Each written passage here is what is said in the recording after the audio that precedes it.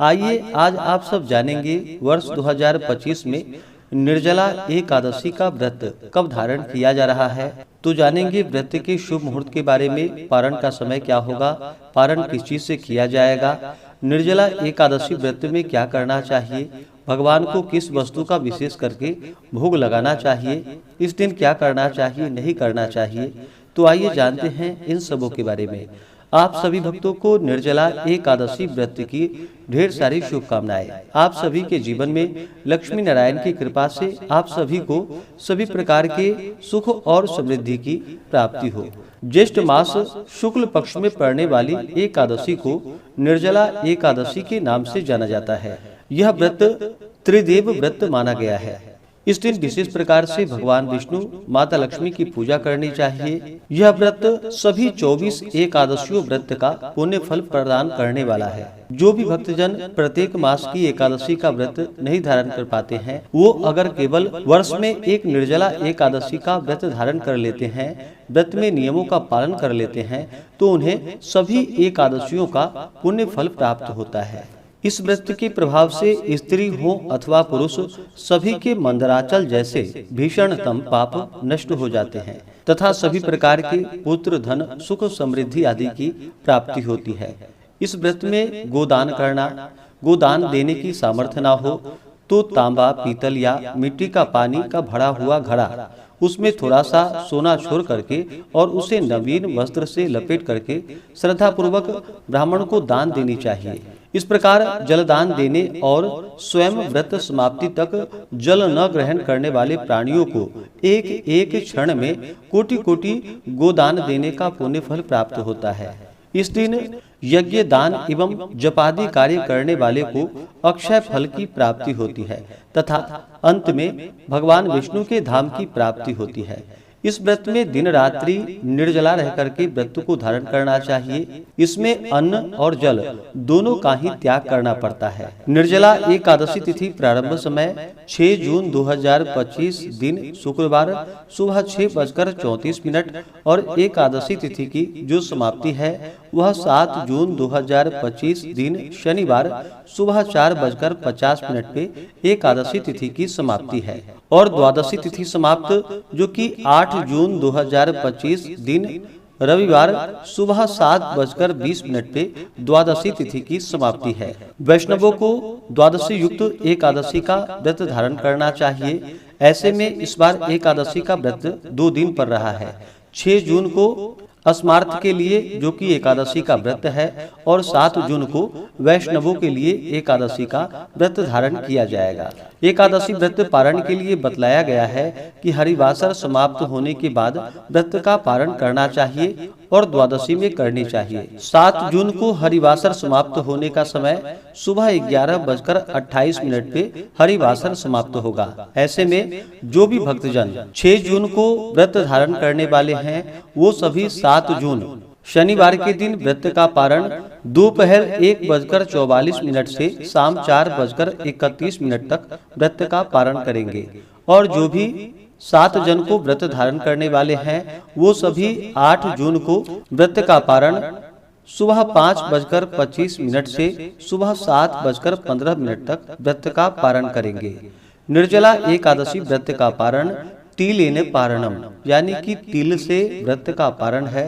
सफेद तिल या काले तिल का प्रयोग करें। यह संभव ना हो पाए तो आप जल, फल या तुलसी दल से व्रत का पारण करें। 6 और 7 जून को ब्रह्म मुहूर्त का समय सुबह 4:02 से सुबह 4:42 तक होगा। सूर्योदय का समय सुबह 5:08, सूर्यास्त शाम 6:47 होगा। प्रातः काल पूजा का शुभ मुहूर्त 6 और 7 जून को सुबह 4:22 से सुबह 5:23 तक होगा और शाम को पूजा का मुहूर्त शाम 7:17 से रात्रि 8:18 तक होगा। 7 जून को द्विज पुष्कर योग सुबह 5:23 से सुबह 9:40 तक होगा और सर्वार्थ सिद्धि योग जो कि सुबह 9:40 से शुरू होकर के अगले दिन सुबह 5:23 तक सर्वार्थ सिद्धि योग होगा, जो कि बड़ा ही अच्छा योग बन रहा है। 6 और 7 जून को अभिजीत मुहूर्त का समय सुबह 11:52 से दोपहर 12:48 तक होगा। 6 जून को राहु काल का समय सुबह 10:11 से सुबह 11:56 तक होगा। 7 जून को सुबह 8:32 से सुबह 10:14 तक होगा और 8 जून को शाम 5:04 से शाम 6:17 तक होगा।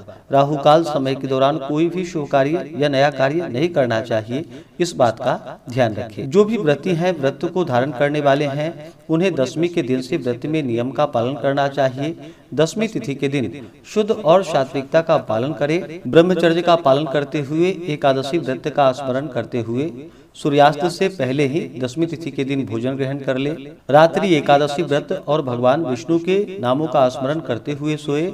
सुबह ब्रह्म मुहूर्त में उठ करके नित्य क्रियाओं से निवृत्त होकर के गंगा नदी में या घर के नहाने के पानी में ही थोड़ा सा गंगा जल मिला करके स्नान आदि का कार्य करना चाहिए। शुद्ध वस्त्र धारण करके व्रती को व्रत का संकल्प लेना चाहिए कि आज मैं निर्जला व्रत धारण करूंगा और फिर दिन रात्रि अन्न और जल दोनों का त्याग करके व्रत को धारण करना चाहिए। भगवान विष्णु का, माता लक्ष्मी का पूरे विधि विधान के साथ पूजन करना चाहिए। इनका गंध पुष्प धूप दीप आदि से पूजन करें। भगवान को तुलसी दल अर्पित करें।